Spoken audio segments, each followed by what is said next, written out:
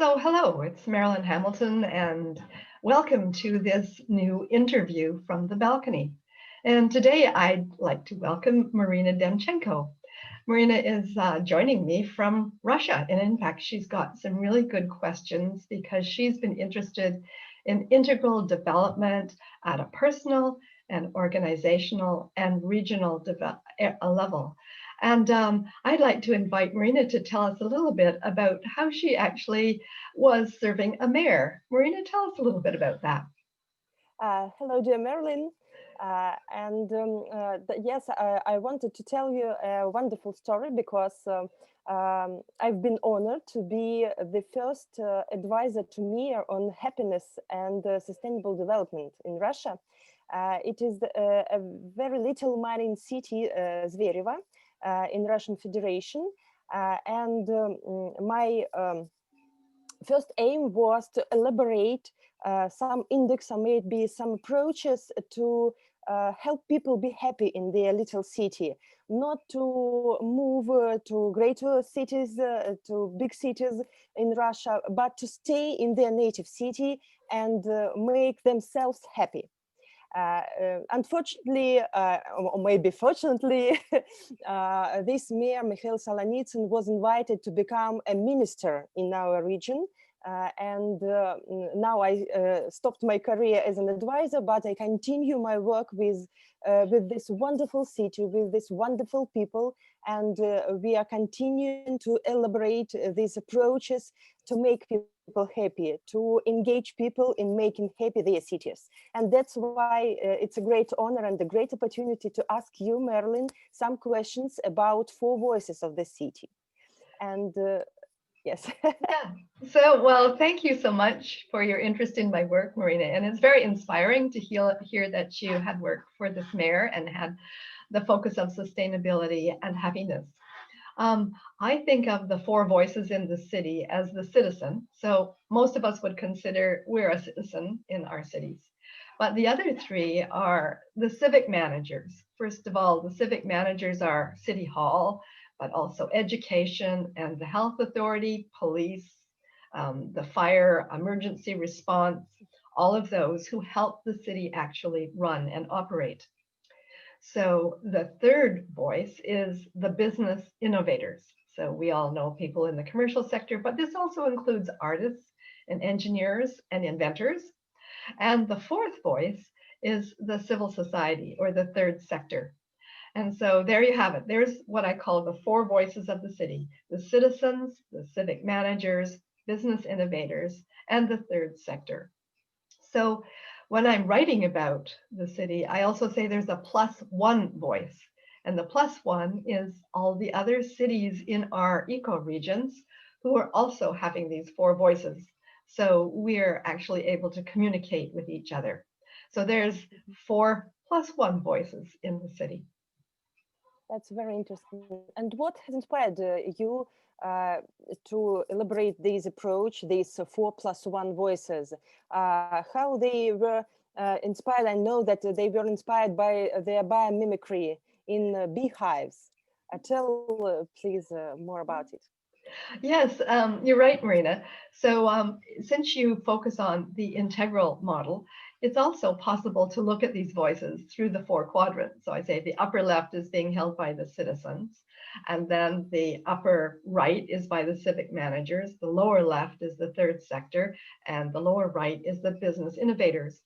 And although it maps that way in quite an interesting way, that's not where I first came up with the voices. I learned the voices, as you mentioned, through biomimicry. I became very interested in the honeybees. The honeybees are supposed to be the most advanced species on the tree of life of the invertebrates. Humans are supposed to be the most advanced species of the vertebrates. Now, honeybees are very interesting. They have hives, they have a way of living together, and there's about 50,000 bees in a hive. And I thought, well, that's very interesting. That's like a small city. Also, bees have a goal. Oh, I was very surprised because I used to work with organizations like you, and I thought, wow, they have a goal. What's the goal? Well, they must produce 20 kilograms of honey a year in order for the hive to survive. Wow, okay. They have a goal and they have about the same number of residents as we have in a city. What else is interesting about bees? Well, they communicate with each other. They have a very complex communication system.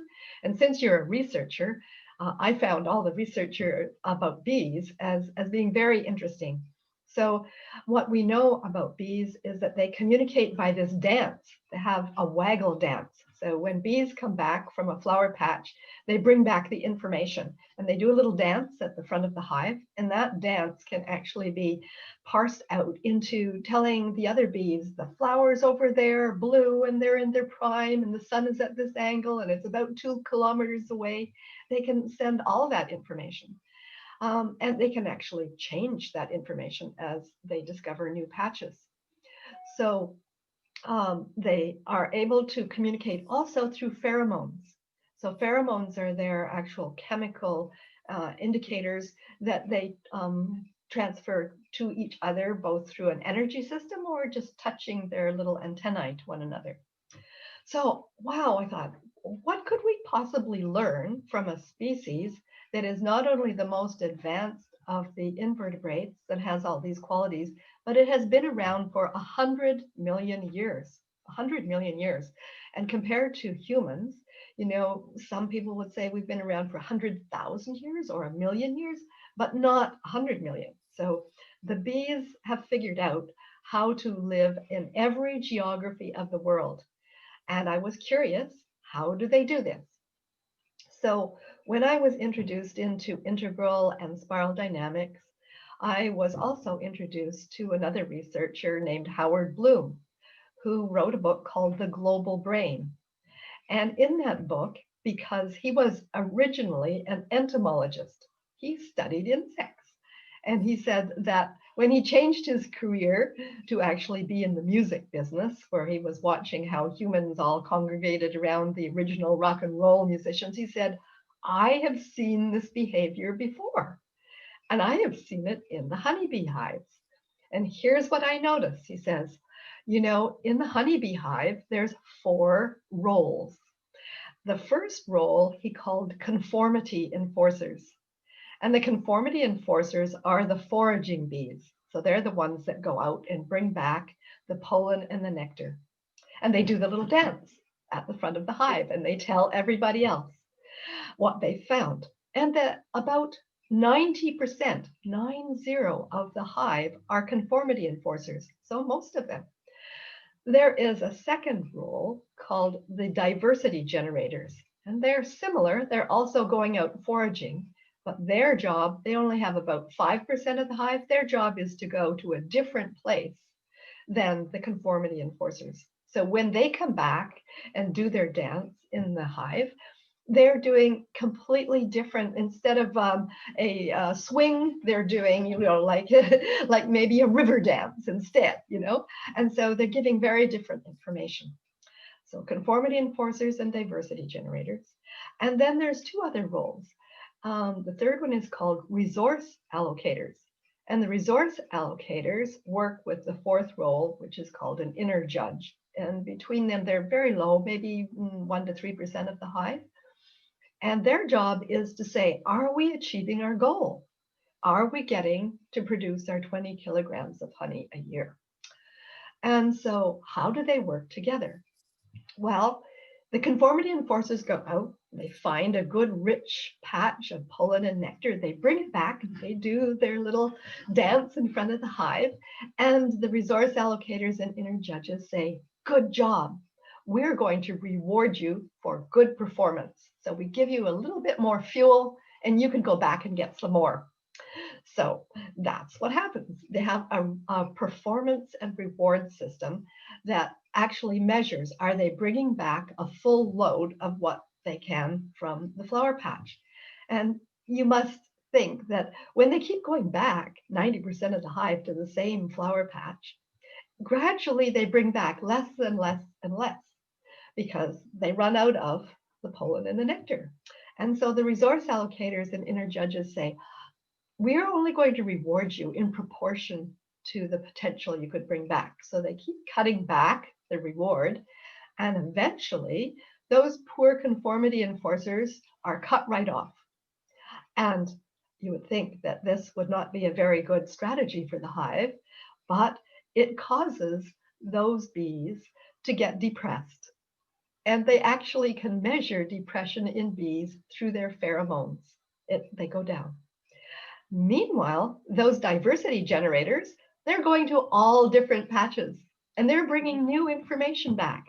And so when the conformity enforcers were in full activity, it was like they were having a rave, like a huge party. And so no one listened to those diversity generators. But the diversity generators are always coming back, doing their little dance, sending the information into the hive. And when those conformity enforcers get depressed, all of a sudden they notice there's a little party going over here with the diversity generators, and they go and they get that information and they go try a completely new source of the pollen and nectar. So they start going to a different patch. And so this is a beautiful way that the bees have actually created what I would call a complexity curve. And this is how they become sustainable. So they use a whole hive strategy where the conformity enforcers are doing the foraging for the main part of 90% of the hive. The diversity generators are always looking for new resources. And together, the resource allocators and inner judges are helping to determine, are we achieving our goal? So I look at this and I go, my goodness, 4 roles. I wonder what they are in the city. So I'm thinking about this and I think, well, I think conformity enforcers would be like our citizens. So there's the first voice. And I think diversity generators would be like our business innovators. So there's a second voice. And I think those resource allocators are like our civic managers. They're actually enabling the hive to operate. And who could be those inner judges? It took me a long time to think about that one. And gradually I came up with the idea that they may be the third sector, the civil society, because they're always looking out in the city to see who hasn't been looked after. What are the goals that we're trying to achieve for well-being? And in your case, happiness. Are we actually achieving them? And so that's how I derived the 4 voices of the city, and they were mapped on to the hive's 4 roles. Citizens are conformity enforcers. The business innovators are diversity generators. The resource allocators are civic managers, and the inner judge is the third sector. So does that make sense to you? Yes, that's very interesting.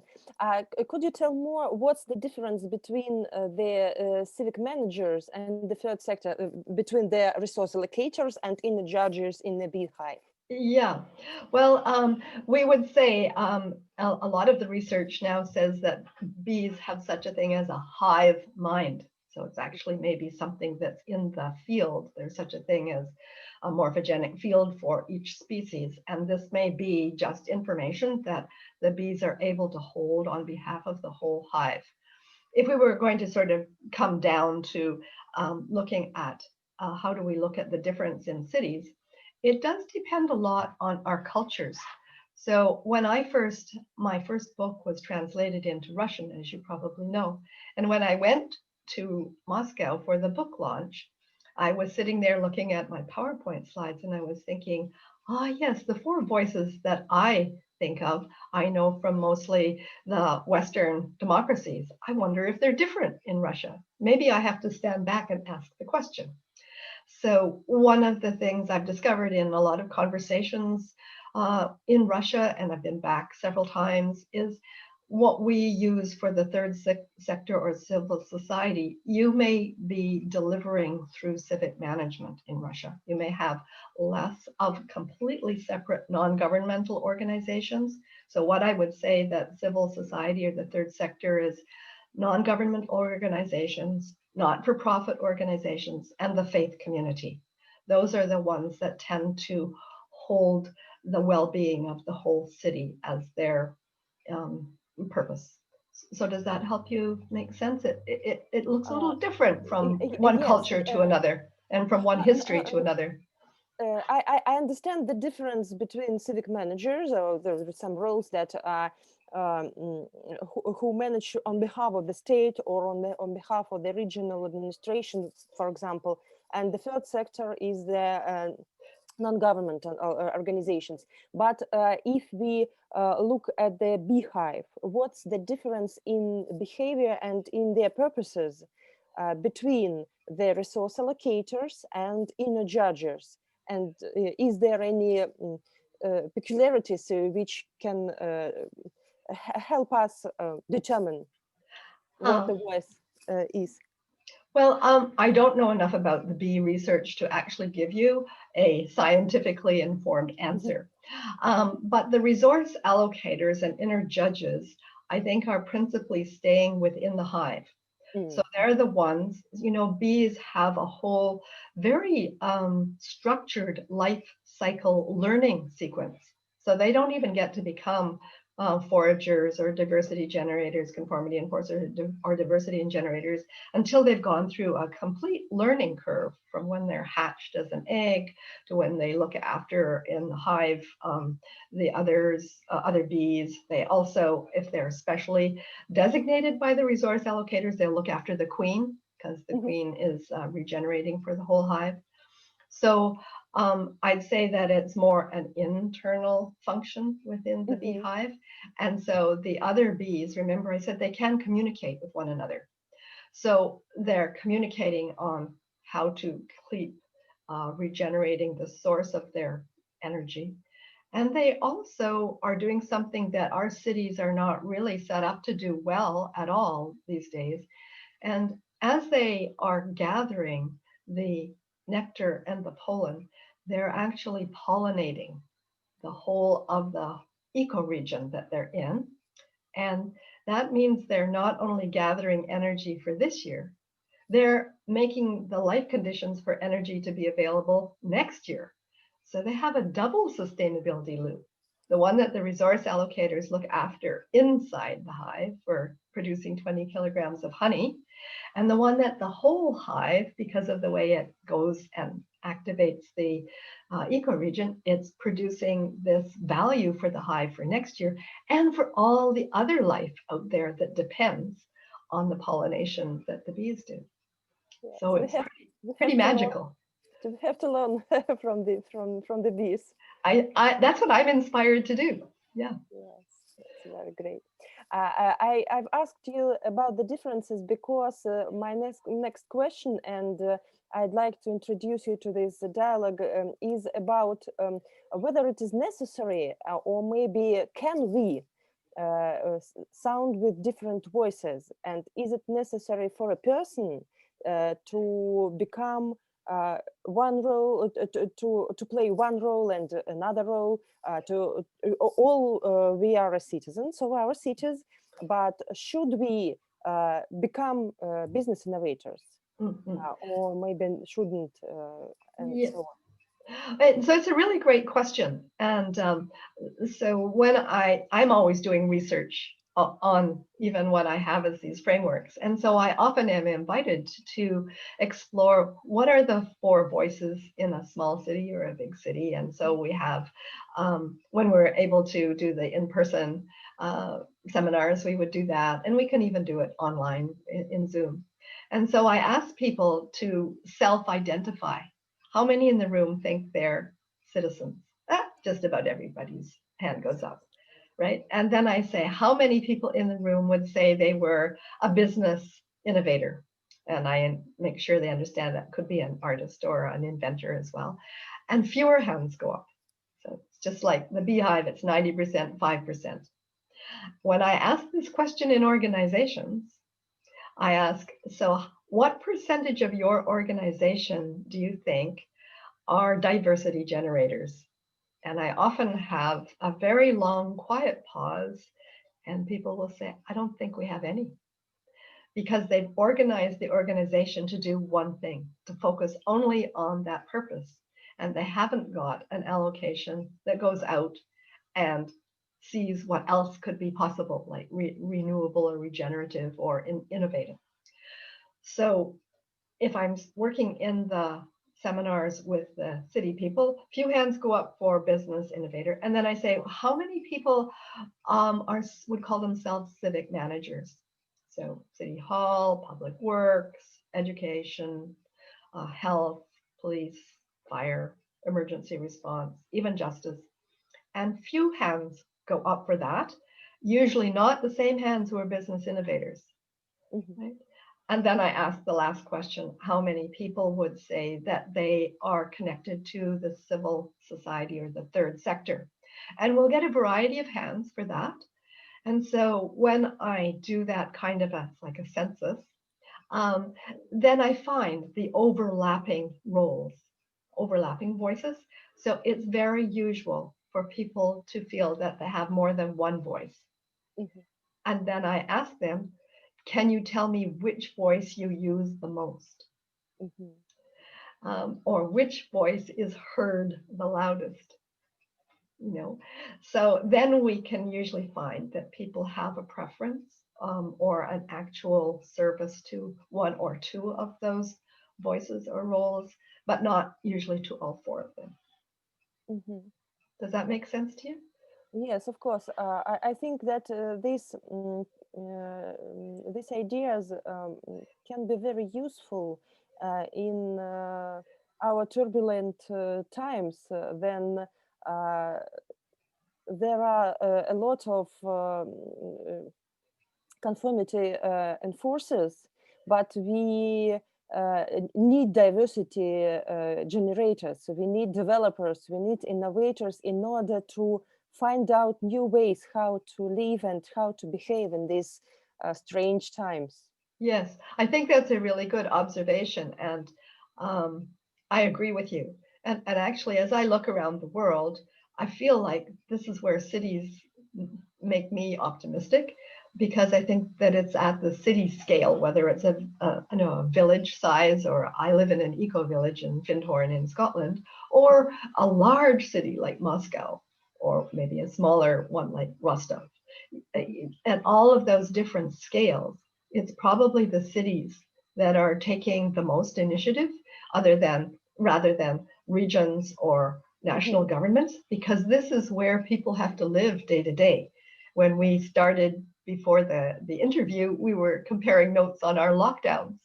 So it's the lockdown roles and conditions are at the city scale where they have to be enacted.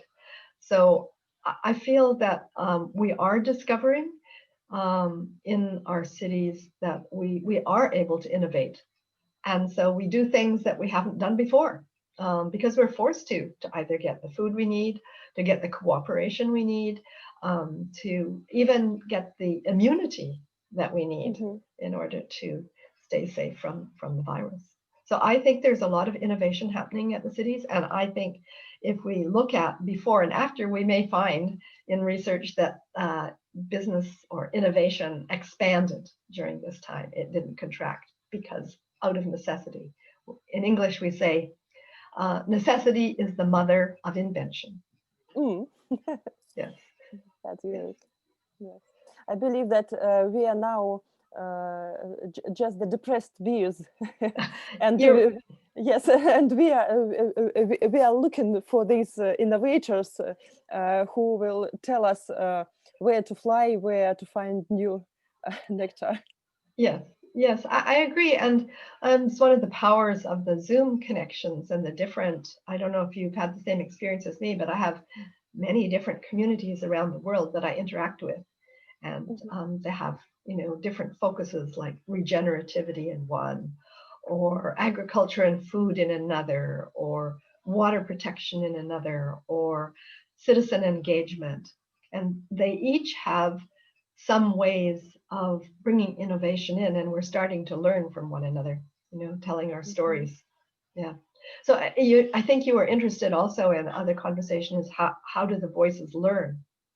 I think you asked that question. Yes, I'd like to find out, can we make people use more voices, more different voices, and can we educate maybe people? It is very interesting for me in order to work in this city, is the city of Zverevo. There I'm working on the topic of happiness.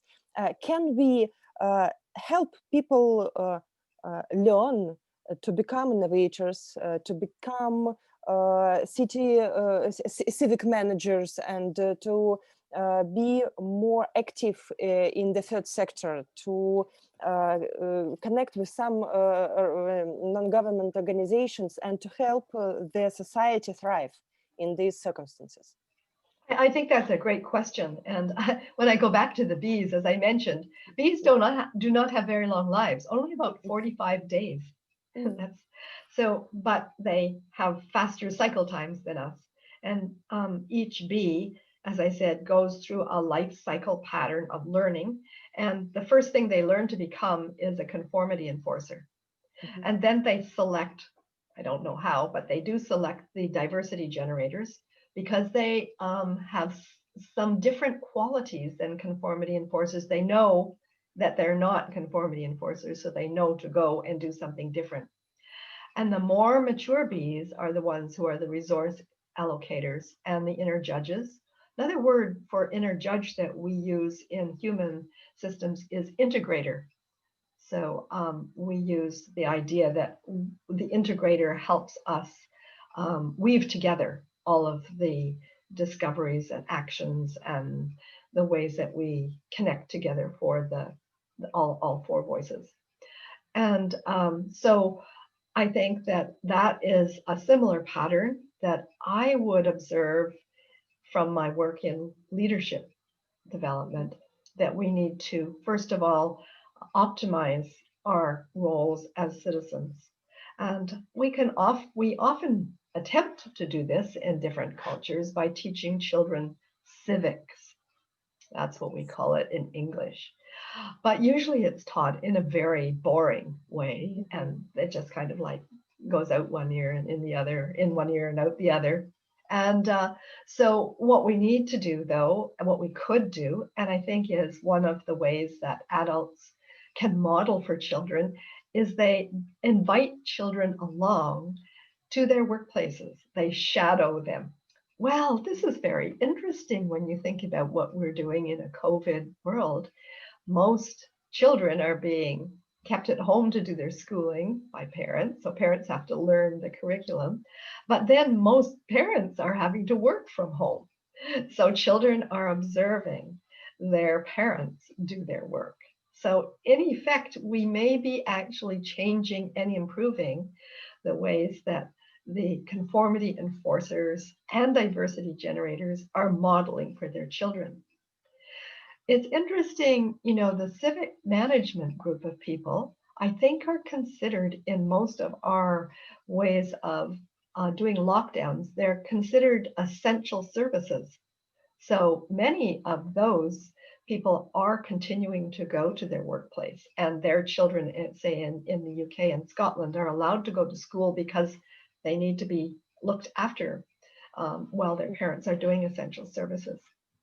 So I think we're reinventing the education system as part of the outcomes of this pandemic. And we're also reinventing the relationship between children, parents, and teachers. And we're still in the middle of this, but it's becoming a little bit more like what I call a human hive. We're more like working within a hive set of constraints instead of being off and about and never seeing each other except maybe if we're lucky at a meal, you know. So it's much more of a whole day experience, and I think this could be quite good as an outcome. I think so. Dear Marilyn, you've told about the third sector as about the integrators, and that's why I'd like to ask you, don't you see any correlation between the four voices and different stages of development in Wilber's theory, or maybe in spiral dynamics, And so maybe the third sector is somebody with green or maybe teal or yellow stage of development, and citizens are more conventional ones. What do you think about this correlation? Is it possible to look at this model as some stages of development? It was an interesting question when I first saw that you were curious about that, because it's a little bit related to a question I'm often asked, you know, having framed this new way of looking at the city as the integral city is like, Marilyn, where are the integral cities? Like, and people assume that an integral city is going to sort of be all at a yellow or teal level. And I say, well, actually, integral city is a framework. It's not an actual description of a city at one level. And I said, for one thing, I don't think cities will ever become that, because we always have to go through the developmental cycle. So we will always have all levels of development in the city. I think if we want to optimize the different levels to be performing in different ways, then we have to create the life conditions for a lifelong learning. And rather than say that the voices are at any particular level, I have experimented with that, because like you, I would have thought maybe the citizens tend to be a traditional voice, and maybe the civic managers are more like a very, in spiral dynamics terms, a blue order, you know, and looking at standards and organization, whereas maybe business innovators are, quote, orange, and they're enterprises and they're looking for strategies and results. And if I say that the civil society is just green, then it really excludes a whole group of civil society that's looking at very basic things like water and food, and they may not necessarily be thinking about it in great philosophical terms. They're just trying to deliver the basics of life, kind of thing. So if you look at the Integral City books or on the website, you'll see that there's 5 maps that I have of the city. And the map, what I call map 4, shows all the different organizational forms that we have created over history. And rather than a city being at any one of those forms, I say cities have all of them. And a healthy city will have all of them, because they're actually meeting both different needs and different values. And that a city that is both exhibiting well-being and, I would think, happiness, has ways that those are integrating together like an ecology of organizations. And so the learning trajectory for an individual, I would love to see that it starts at a natural series of basic life skills that in many enlightened places is how children are introduced to learning, but that it also focuses on individuals' purpose. I think we each have a calling. And a lot of the traditional school systems don't acknowledge that at all, and don't allow that to flourish and bloom. And so that's how I think that the ecology of the system would naturally and healthily arise. And I would say 2 more things that context that. One is that not only do individuals have a purpose, but I think organizations have a purpose in service to the city. And the cities themselves have a purpose in service to the earth, or Gaia. So if we create the conditions for the purposes to flourish, then I think that we would have well and happy cities. And I think that we would have a very much more innovative educational and learning system than we generally have now. Yes, that will be beautiful. And of course, when we speak about the stages of development, we know that every lower stage is included. Yes. And every upper stage embraces Yes, Yes. and includes the lower ones. And that's why I think that's natural that there are many blue or maybe egocentric, maybe traditional world views in the group of citizens. And that will be very great if we had more innovative people who were eager to serve to their organizations, to their employees, to their people who live in these cities. And the civic managers could be also blue ones who are thinking of some rules and some traditions and practices, and maybe very innovative and very looking forward the development of the city structures. And of course, the third sector is some kind of green, maybe, because these people are thinking about ecology, about the warm relations, about helping those who need help. And Yes, and there's one more thing you could think about in the third sector that I think they bring in, and that's purple.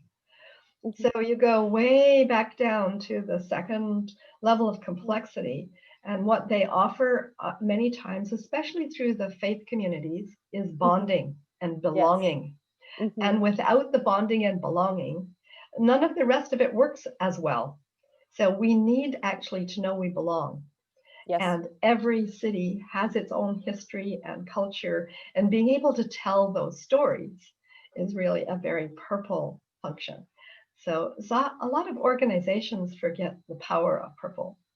And of course, right now during the pandemic, we have a very graphic illustration of how powerful the beige level of complexity Yes, is. of course.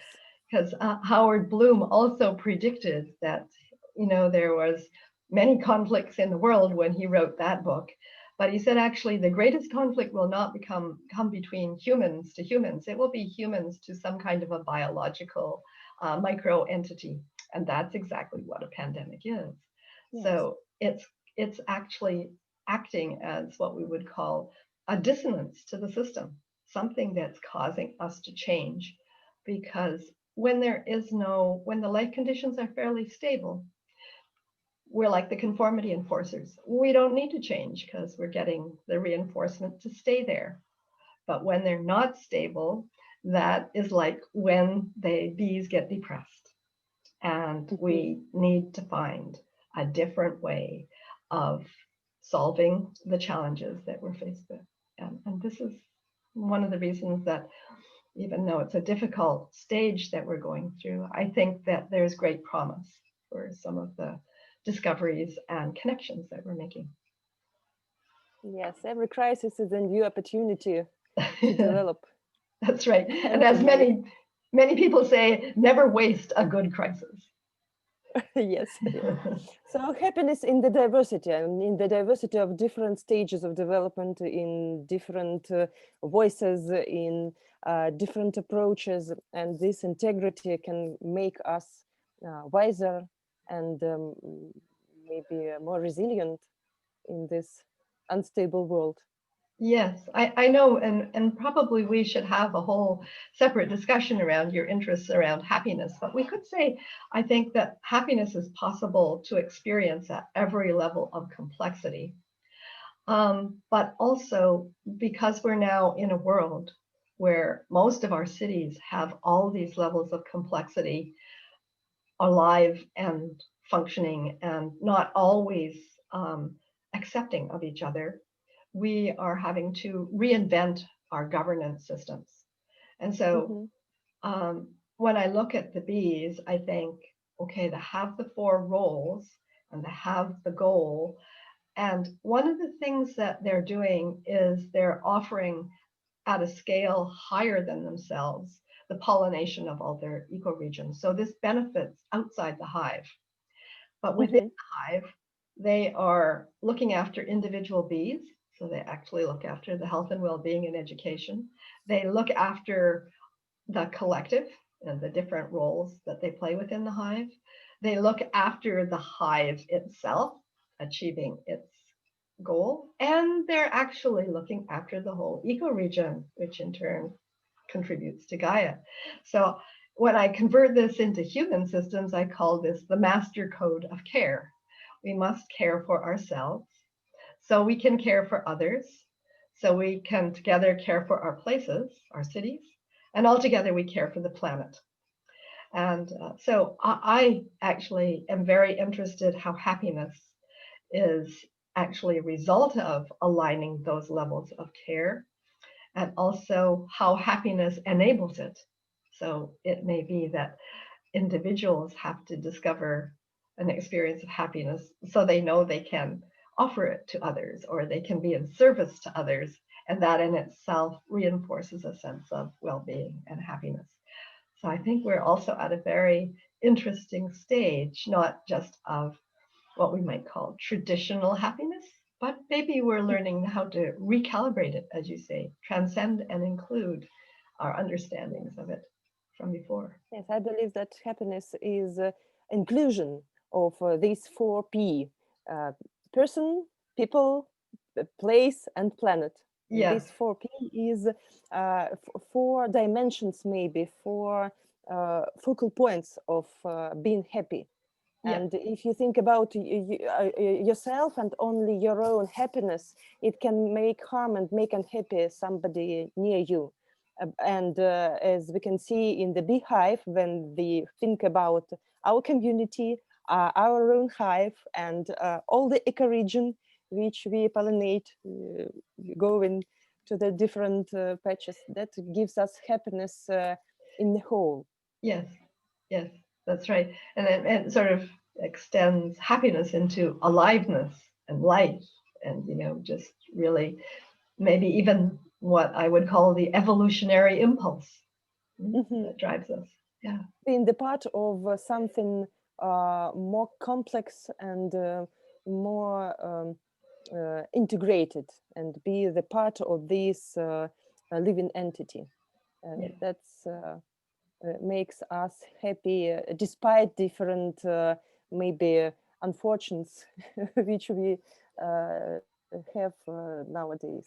Yes. Yes. Well, Marina, thank you so much for this conversation.